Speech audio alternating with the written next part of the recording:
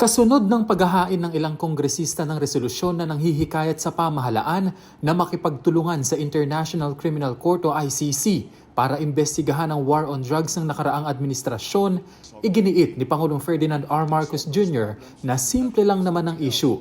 Anya, hindi dapat manghimasok ang mga dayuhan sa pagdidesisyon sa kung sino o ano ang dapat imbestigahan. Hindi naman siguro tama na ang mga tigalabas, mga dayuhan, ang magsasabi sa atin kung sino iimbestigahan ng pulis natin, sinong aarestuhin ng pulis natin, sinong ikukulong ng pulis natin. Hindi naman siguro tama 'yon.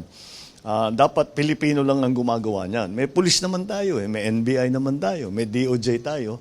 Kaya nila yung trabahong yan. And that's really where the conflict is. Bagaman naiintindihan naman umano ng Pangulo ang hakbang na ito ng Kamara, may mga bagay pa rin anyang dapat ikonsidera, lalo na ang jurisdiksyon at soberanya ng bansa. As I have always said, there are still some problems in terms of jurisdiction and sovereignty. Now, if we can solve those problems, then that would be something else. But medyo fundamental yung mga question na ganun eh. Because if you're talking about the sovereign jurisdiction of the ICC, especially since we have withdrawn from the Rome Statutes a few years back, that brings into question whether or not this is actually possible. Pero bukas na nga ba ang kasalukuyang administrasyon na maging miyembro muli ng ICC?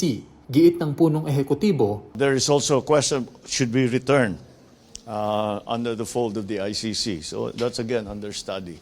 So we'll just keep looking at it and see what our options are. 2019 nang kumalas ang Pilipinas sa pagiging miyembro ng ICC. Isang taon matapos simulan ng tribunal ang investigasyon nito sa war on drugs campaign ng Duterte administration. Kenneth Pasyente para sa Bayan.